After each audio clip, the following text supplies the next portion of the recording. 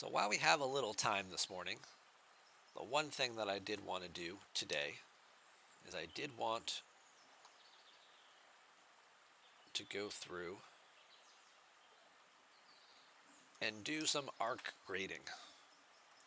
Let's see just how good we thought this arc really was, kind of give it an official score for the month in those different categories. I don't know if I saved the grading rubric. I think it was a Word doc, wasn't it? I'm sure I can find it again on Discord. So let me go look there.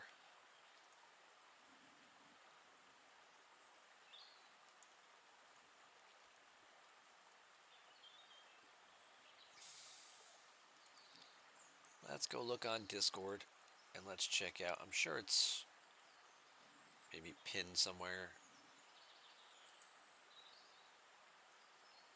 Here we go.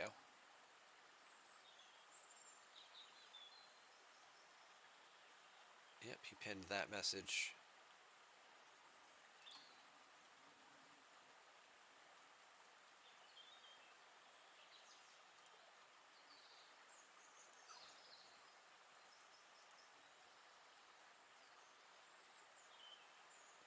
There's his merch, there's his yada yada. Here's the grading doc. Okay.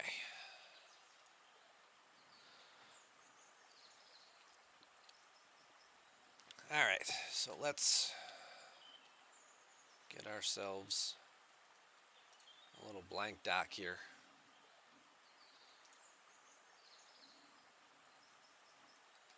Officers, ship, features, event calendar, miscellaneous / communication.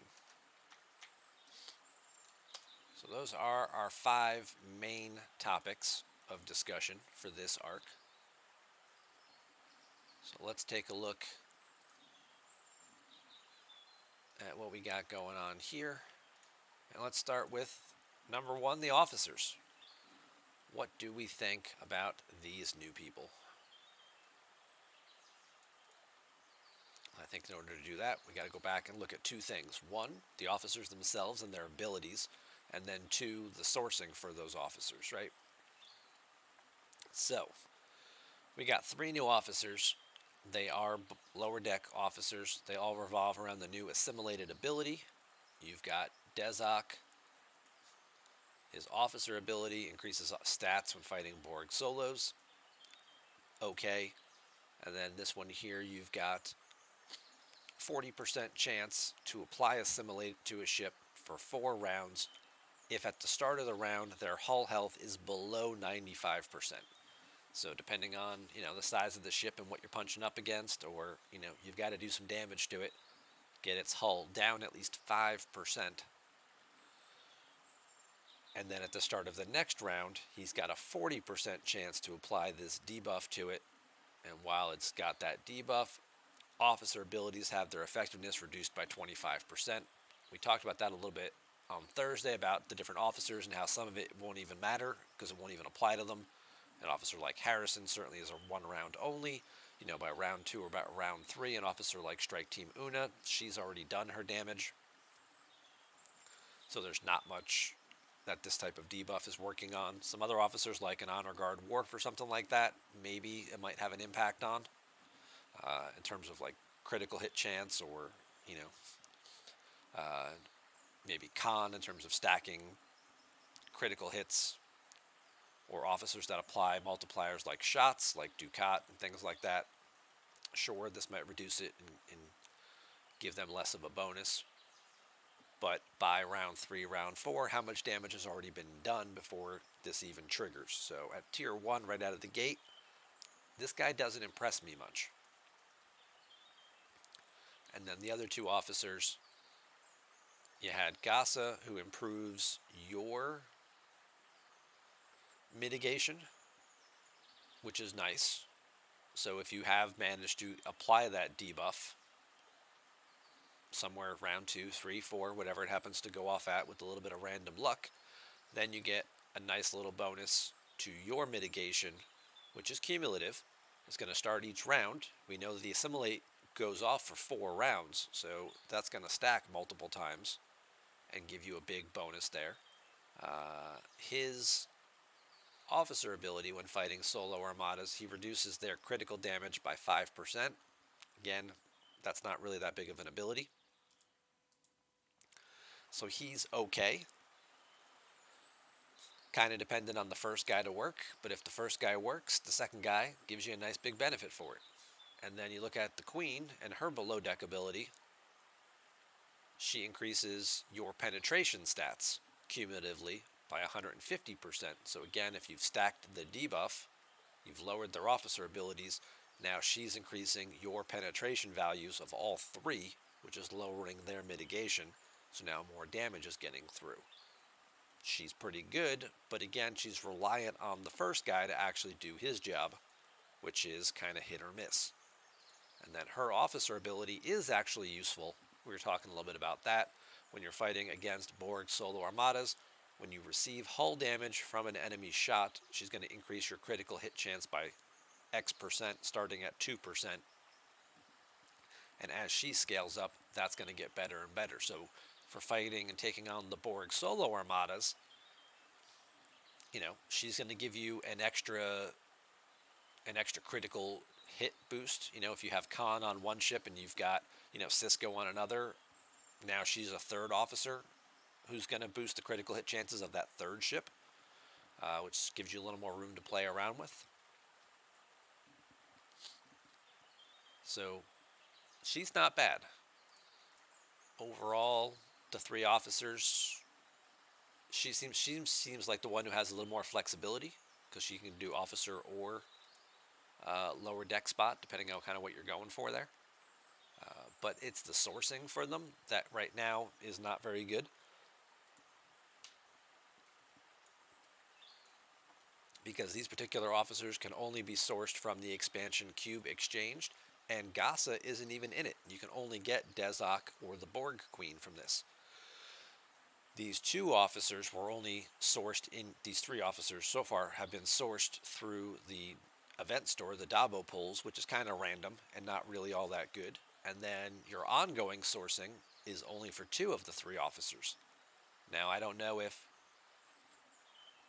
anybody has their Talios at tier 5 or higher that can see if, how this changes in the new pack to see what's going on there. I have not seen a Talios tier 5 refinery, but let me just check Discord real quick. And let's see if anybody has posted it anywhere.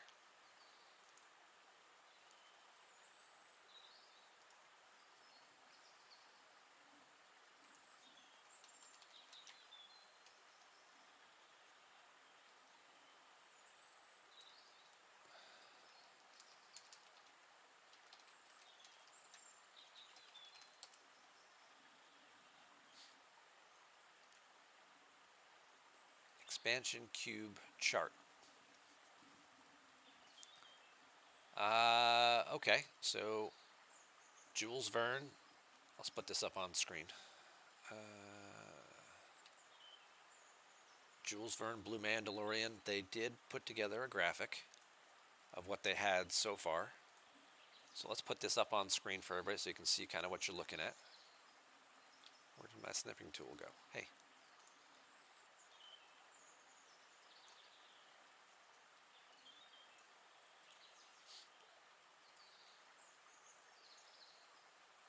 Okay, so that's kind of what we're looking at with the graphics. So tier 1 through 4, this is what your chest pull costs. This is what you get for charged nanoprobes, your loot exocomps, your uncommon, rare, epic, directive bundles, and what your bundles are for Dezok and the Borg Queen. So as it goes 1 through 4, 5 through 6, 7 through 8 was as far as they got so far, as of 2.7. We can see the amount of nanoprobes and stuff change, the amount of directives and stuff increase very marginally, and the amount of officer polls here really doesn't change much at all. And we still don't see Gaza, the 3rd officer, being sourceable in this. So as far as overall metrics go, I'm not thinking very highly of this group.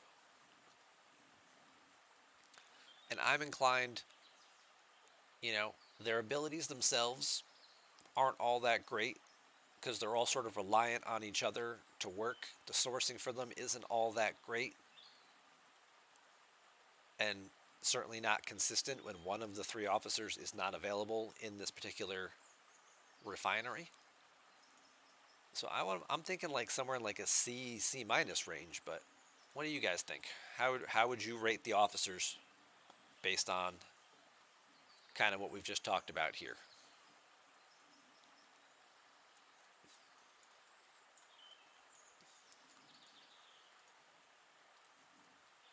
Am I being too critical of them?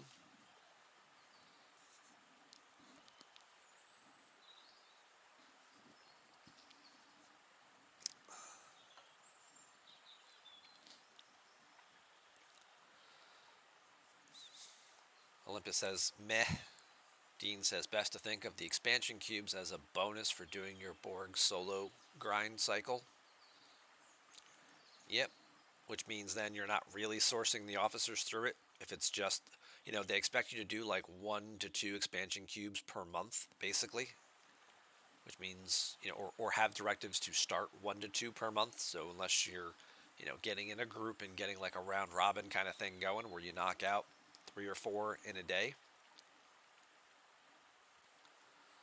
there's not, you're not going to have a lot of opportunities to open those particular packs and even have chances at getting the limited amounts of those officers that you can. So I'm thinking I'm going to go with the C minus. I think that's what we're going to go with. We're going to give them a C minus. Officers, abilities do not appear to be overly useful except in specific circumstances. Sourcing is also very limited through the event store RNG, as well as the expansion cube refinery, which only has 2 of the 3 available. All right, so we're going with that. Belair, you agree? Every arc we seem to get 3 officers. Maybe you can unlock 2 and then get, a third of the shards for the epic, yet no sourcing for previous officers that we would like to get, let alone actually tier up to tier 2 or higher. Yeah, certainly we are seeing that right now, especially looking back at the Deep Space Nine arc. Like, we have an event going on right now that's giving us Odo shards. This was, unless you unlocked Odo in the event store, which was basically like most of your event store currency in December. Little events like this are the only way you've been able to accumulate any Odo shards, and we still don't have sourcing for Jadzia or Bashir other than buying them. Hugh and Galinar, who we got in month 1, like, they have a little bit of sourcing in the other aspects of the Borg refinery here in the solo and exchange boxes. But again, these are diluted with the other officers too. So yeah, so your chances of getting them and actually upgrading and consistently sourcing these officers is pretty limited. Again, probably trying to encourage you to buy packs for these officers when they're available, because the way to grind to get them is so limited. So, all right, so we've settled on our grade for our officers. Let's talk about our ship, and let's talk about the Talios. The Talios is the big ship of the month. It was a free-to-play ship. Everybody who was level 35 and higher with a tier 9 Vidar was able or will be able to get this ship for free, and that is a big win. Now, you only got half of it at the beginning of the month. If you wanted the other half right away, you had to buy it. If your Vidar is not tier 9 and you wanted the ship and you were higher than level 35, you could also just buy it outright. The ship itself definitely seems to reduce the grind time, and the refinery associated with it has a tremendous increase to your faction credits and your uh, independent credit payouts and things. There's going to be a window where right now where you're choosing between upgrading the ship or still getting the currency that you want. So it's kind of it's taking one step back so you can spend time upgrading the ship with your charged nanoprobes. So that way, a few months down the road, you can take two steps forward. So right now in the immediate and the short term, you're seeing a little bit of that pinch where you're slowing down your progression on other things. Um, but that progression will accelerate later once you have sort of reached the point where you either are comfortable with where your Talios is at or you can't take it any further because of your ops level being restricted. But I mean, we looked at the refinery for that. Where's the Talios chart? And just for consistency's sake, we'll pull this back up. So looking at the Talios and what you're getting here, you know, you're tier 3, tier 4, you get the ship up, if you're high 30s, low 40s, you're tier 5. By the time you get to this point, you're getting, if you can do double pulls, you're getting, 50, 60,000, 55, 60,000 credits. If you have the prime where you're getting double, now you're getting over 100,000 charged nanoprobes per day. You're going to be able to source, this is a big jump right here in terms of cost. Going from tier 3 where you're getting 140 for 35,000, now you get 10,000. You get 10 more uncommon directives, but it costs you 15,000 more to do it. That's a bit of a jump there in terms of price point. But that also kind of stays the same for the next couple levels. So this doesn't change much going from 4 to 6. As far as independent credits go, this is a very slow and steady increase, 13, 14, 14, 8, and the payout increases pretty nicely as well. I think this will be a great way to source independent credits going forward when you're talking about needing, 10,000 or so for rare officers and 25,000 independent credits to max out to get that final tier on a lot of epic officers. 10,000 for tier 4, 11,000 for tier 4, and then like 25,000 to go to tier 5 on those epics. I think this is definitely going to help speed up promoting and maxing out a lot of those officers. Some of them, ability-wise, you're not necessarily seeing a big benefit of, but stat-wise, you're going to see a big increase, which is going to help with lower deck spots or away team missions. So I think this is a nice pickup here. And then in terms of faction credits, if you were maxing out at 300 a day from the regular refinery or 600 if you had the prime, now you're coming down here and you're talking about being able to get 400, 500. It's a nice big increase for not a lot more in terms of nanoprobes. And if you had the prime, now you're getting double that. So now you're getting, instead of spending 8,000 and getting 600, you're spending 13,000 and getting over 1,000 faction credits. It's a pretty big increase for not a lot more in terms of cost. So I think this is a pretty big win. Like I said though, if you're going to have to spend time spending all these nanoprobes, you're going to have to stop doing all of this stuff, doing your independent credits, doing your faction credits, that kind of stuff, because you're going to want to devote your charged nanoprobes to get it through at least the first couple of tiers with the ship. And then maybe you spend, if you do a double pull and you get 50,000 and you're like, okay, well maybe I'll just get independent credits then. What's that going to cost me? That's going to cost me 12,000. I'll just do that. Get some independent credits so I can promote some officers, and I'll devote the other 38,000 to saving to being able to do upgrades on the ship. So you can kind of find a little bit of a balancing act once you get it up the first couple of tiers, and then you can continue to still make progress on the ship based on whatever your ops level is and still start getting some payback here in terms of the credit payouts. If you want to do the solo armadas too, that's where you're going to kind of really slow yourself down unless you have that prime and you're able to get 100K or so, and then you're spending like 50 to 60K on solo directives and faction credits, and then you have an extra 30 or 40 left over to start putting away towards ship upgrades.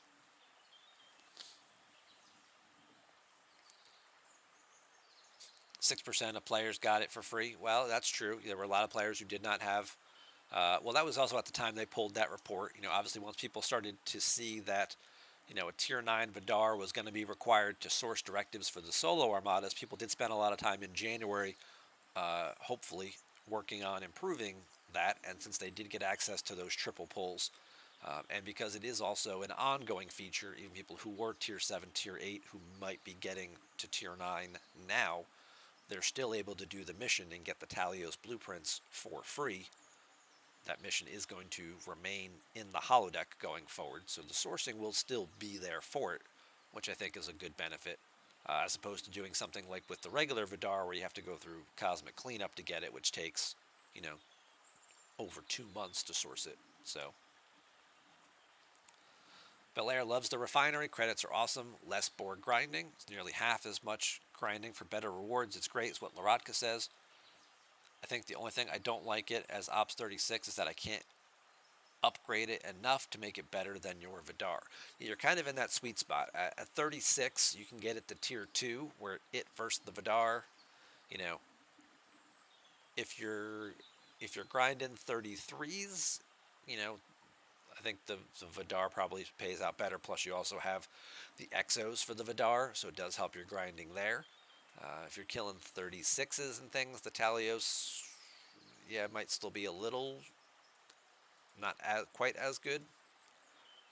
By the time you get it to Tier 3, you start to see where that balance starts to shift a little bit. So again, it's going to be one of those things that's going to hopefully, in Scopely's mind, probably encourage people to tier up a little faster, to level up, to get now not just the Franklin and the Defiant, but now you've also got the Talios being ops locked and the Fuchsia being ops locked to some extent there. So hopefully now that there are a number of these ships that are a little more ops dependent, people will start to move up a little faster, as I'm sure what Scopely is hoping will happen, because obviously the higher levels you are, the more expensive things get, and the longer it takes to continue to make progress, and then that's when you'll take shortcuts by buying, monthly resource packs or individual event packs or elite battle passes and things to get extra resources to continue making your growth happen. So overall, I think we're going to give the ship, let's go with, what do we think, A minus? A? I think we're going to give it an A. Now, you know what, we're going to give it an A minus because it does have an Ops 35 level restriction on it. Restricted to Ops 35 plus, and to acquire for free requires Tier 9 Vidar. Like that permanent sourcing is in the game for players to get later. New refinery is a significant upgrade, but it does require getting the Talios up to Tier 3 or 4 to really start to be better than Tier 9 Vidar values.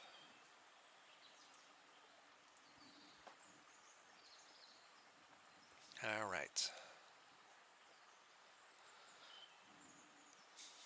So we went with A minus. That's where we ended up with this. We ended up with an A minus. Let's look at our big feature. What was our big feature this month? I think it's the expansion cubes. I think that's what we would consider the feature. And those, I'm going to give a big, fat, whopping D. You know, the sourcing for the directives is very limited. The requirements to have, to use the Talios only to defeat them, to have the Talios tiered up, the mechanic of getting the debuff by doing the solo armadas first is a little bit time consuming, and then it puts you on a bit of a time constraint, because once you finish your first armada, your solo armada, you've got a 1 hour time frame within which to do your expansion cube. The expansion cubes have a 15-minute time limit on them. So by the time you finish your solo armada and start that one, the rest of your group can keep doing their solo armadas while that first 15-minute timer is going down. But somebody in that group is only going to have 45 minutes left by the time that first timer is up. So now you got to kind of start staggering them a little bit, trying to speed them up a little bit. Can you fit, if it's a 6-person group, can you get all 6 done within an hour? It's tight.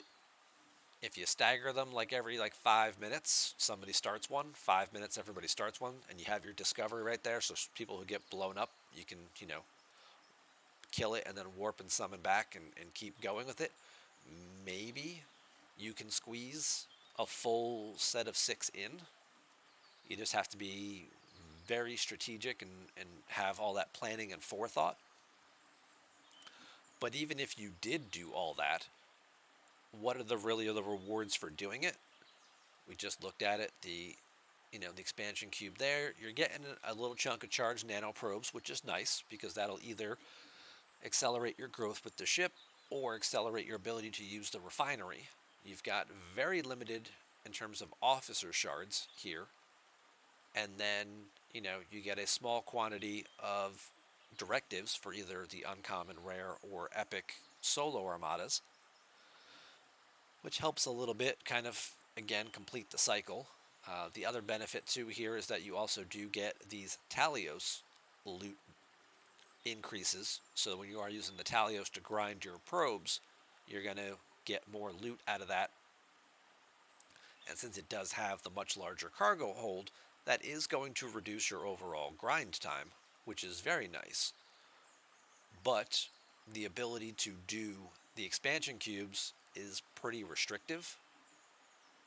So I'm not overly thrilled with that mechanic.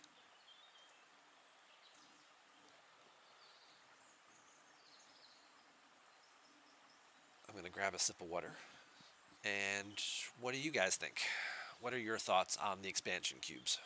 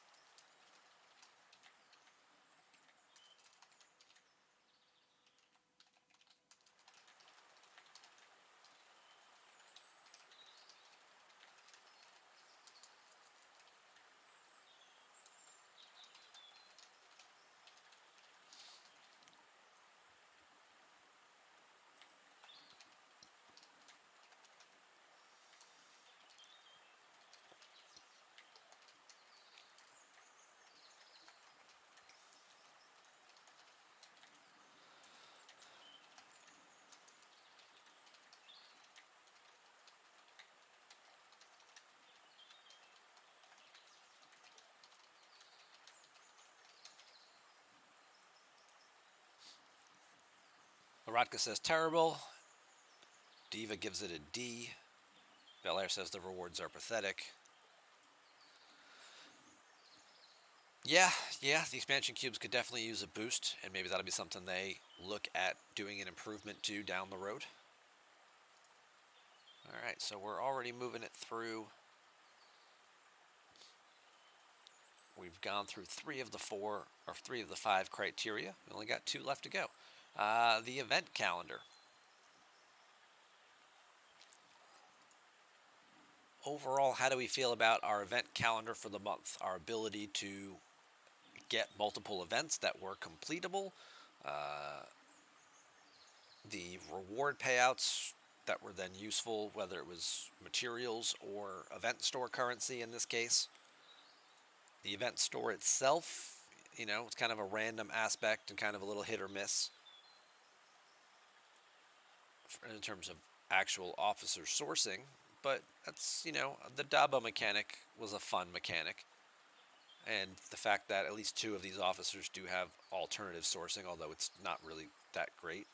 I don't think I want to ding them too much. I mean, I know I unlocked both rare officers, and it seems like based on the payouts that people were getting, most people probably unlocked those officers.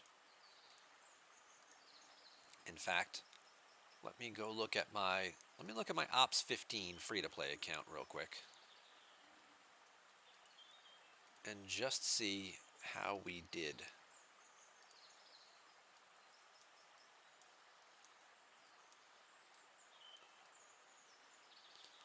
So on that account so far, I'll pull this over. I've got 17 queens, 23 Gasa, 14 Dezox, but I'm probably also holding a bunch of currency because I don't think I've been up to date on doing stuff on this account. So let's take a quick peek.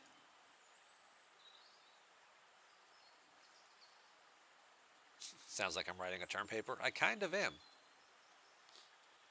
I'm writing some notes for a presentation. Alright, so I've got 1800 here. I do want to do some quick pulls here. I want 3-star gas because it's actually giving 3-star materials here, which can be used for primes on this account. So there's a bunch of Gasa, so let's just see. Am I even going to have enough currency to unlock these officers as a lower level player? And I'm leaning toward the answer being no. I don't think I'm going to get anywhere near any of them. On my higher level accounts, yes. But if that's a distinction that we're drawing, where lower level players don't have access to these officers and things, that's a problem with the mechanic to some degree. Yeah, we're not going to get there all the way. So whether it's a restriction, it's a limitation on the amount of currency that lower level players got because of the events. If I'm just getting, one hostile hunt because I'm level 15 and I don't have a Vidar and I don't have a Talios and I don't have these other things, but people who are level 35 and higher are getting 3 and 4 events a day to do. They're getting 3 to 4 times more event store currency, so therefore they're getting more pulls and more opportunities to source these officers. So that's a little bit restrictive.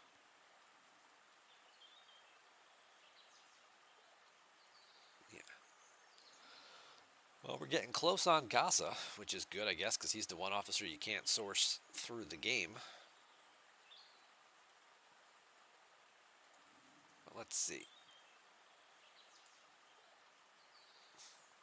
Denver Stone says that the tier 5 tally doubles the expansion cube chest cost, but you basically get the same rewards. I did notice that on the chart. That at tier 5, your cost goes from 72,000 for chest up to 142,000, and there's very little improvement. Yeah. Let me just save myself that graphic.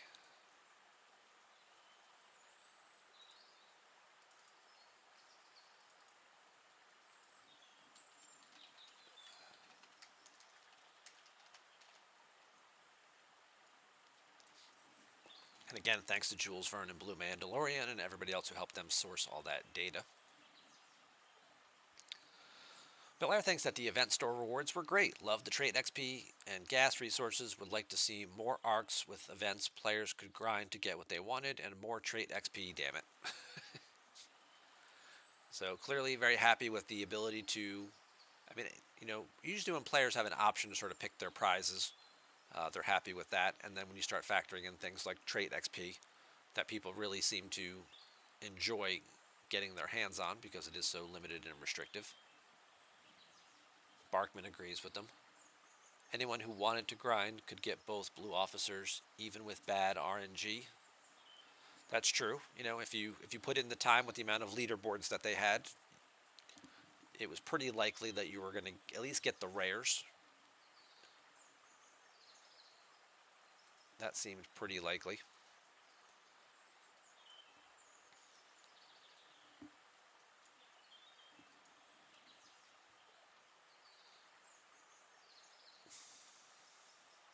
But you don't like the sourcing going forward. Okay.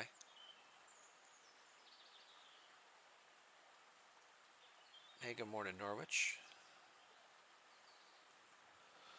Maratka ended up with,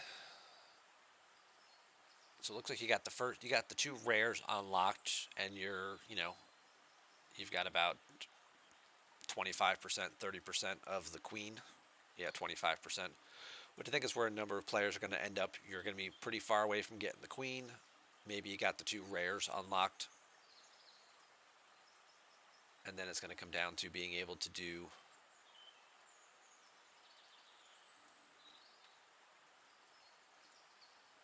the cubes in the future, I guess, to try and source the rest of the officer. So overall, we'll think that the event calendar, I'm going to give that a B. There were a good amount of events that provided event store currency as long as you were at least Ops 25 plus, which is where the majority of the game should be. That would allow for unlocking the rare officers from the event store.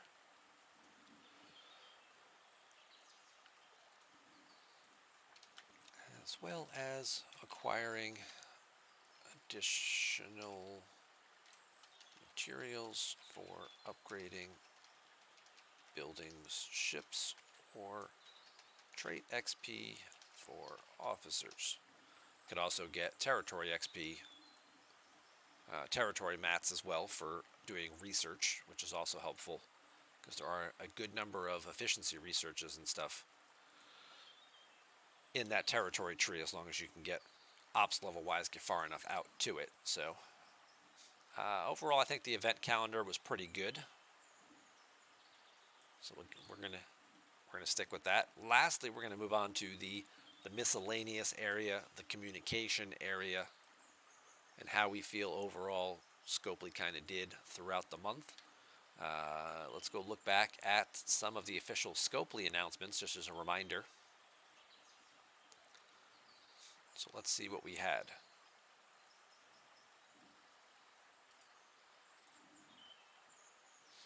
So we had a couple things happen this month. Item number one that happened was the threat reduction event gave out the wrong rewards twice. It gave out flash pass points instead of giving out battle pass points. Those were corrected, the event itself, within about an hour or so. So anybody doing the event a little later than just event reset would have had enough time and not have to worry about it. People who did it right away had to wait a few hours to get a gift chest that have their missing points in it. They were fairly good about announcing that.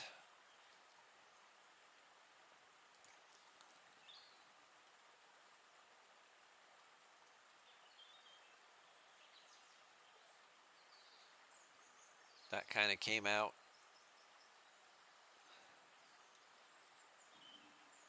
Yeah, I mean, they didn't really identify the problem right away. Like Eco's announcement was, hey, we're sending the gift chest out. That was 7 hours after the event started. So it was fixed pretty quickly. The announcements about the issue going on, at least this is from the second time, and the problems there. As far as the first time it happened, where was the first time?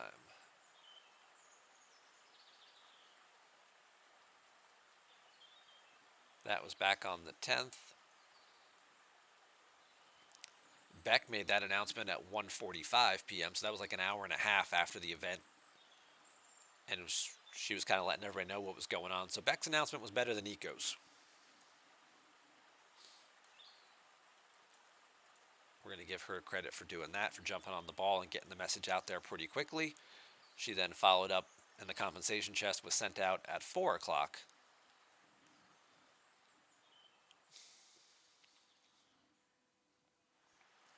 So that came out several hours ahead of when it happened the second time. So the first time it happened, they were very quick and very responsive about it. When it happened the second time, it was, yeah, we did it again. We'll fix it the same way we did last time. So that was that issue. Other announcements, they added the material spend events this weekend and last weekend. Last weekend being the Gold Ducat solo leaderboard, this weekend being a strike team leaderboard. Neither of those were on the calendar originally, so they made that update. They announced that on Valentine's Day, so they gave you 4 days advance notice about Ducat, and then you had a full week and a half about the strike team one that we currently have now. It was originally Interceptor strike team. They did pivot and change that a couple days later.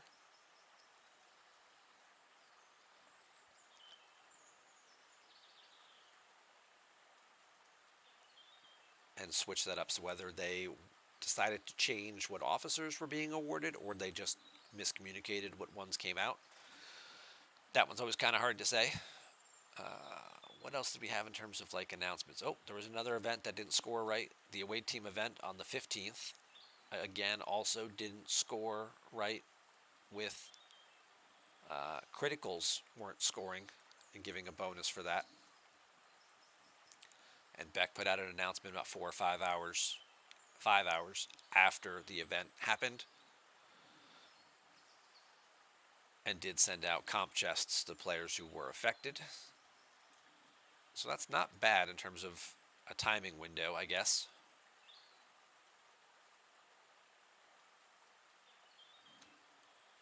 That within, for the most part, within 3 to 4 hours, that usually a lot of the times they fix the problem within the game, so it would impact fewer players. And then the players who were impacted had to wait a couple of hours, which isn't really bad at all, just to find out what was going on. And they got their missing credits or missing currency, within 6 or 7 hour window. So I think that was overall pretty good. The fact that the events failed multiple times is a problem. Several different events had issues with scoring. This is becoming a more persistent thing throughout the game where events just aren't scoring right. We saw it happen with regular events this month. It's obviously the big, sort of Damocles hanging over the head of incursions with events not scoring right for that. So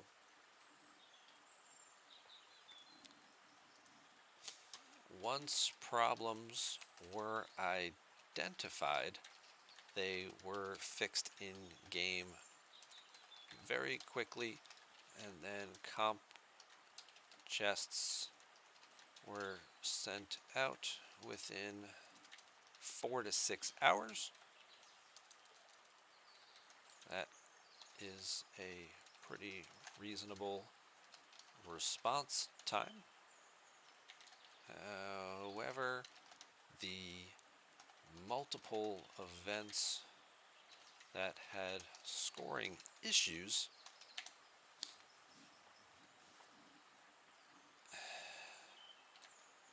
is a larger problem that seems to be getting worse each month instead of improving.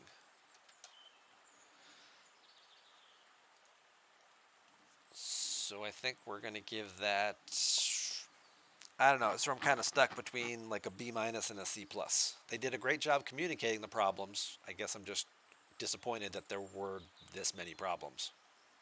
There was also the other issue with the Apple people, right? If you had an Apple device, you were locked out of your account. Um, you had to work. You might have had to work with customer service to get your stuff back if you were locked out. We did end up finding a workaround for it, which was you had to sign out of like your Apple Game Center and then relog into the game with your Scopely ID, and hopefully not, you know, repair a brand new account to your existing account and overwrite your account, which is always, don't answer that question wrong when it asks you. So I think I'm going to have to give it a C for that, because that's 3 events that didn't score right, plus the people getting locked out of their accounts. Those are some pretty serious tech issues and tech failures. And while their response to it was pretty good, the fact that this many problems happened in a month doesn't make me feel all good. And as we were talking about previously, people who don't have a lot of faith and confidence in a game because of lots of consistent tech issues don't spend money. And then when the company's like, well, we're not investing, to fix the problems because people aren't spending money and we're losing money. Well, now you're not fixing it's the chicken or the egg kind of thing then. You're not fixing the problems to make the game better, so people are encouraged to want to spend money because they feel confident in the longevity of your game. And you're saying, well, we're not making enough money off the game anymore, so therefore we're not going to spend our resources into it. We kind of see it like, maybe the ship is starting to sink and we're just going to milk it for all we can until it runs its course, which then makes the game degrade faster, which then makes them lose less money. You just keep going around and around on this one. Um, if you plug the leaks, the boat will stay afloat longer. And if you fix the problems altogether, the boat will just keep on sailing away and get where it needs to go. So here's what we came up with. Here's our notes. So we gave a C minus to the officers, an A minus to the ship. The expansion cubes get a D. The event calendar gets a B.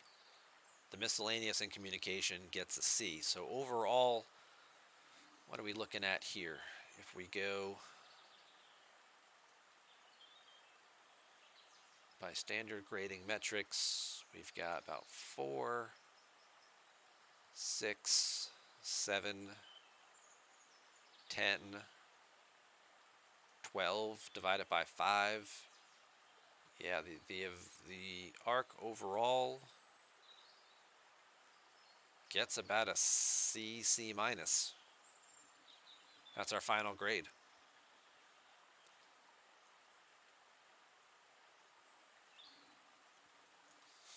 All right. If any of you guys have any last minute comments that you want to share about your thoughts about the event, please go ahead and put them in the chat. Otherwise, we're just going to keep rolling right along.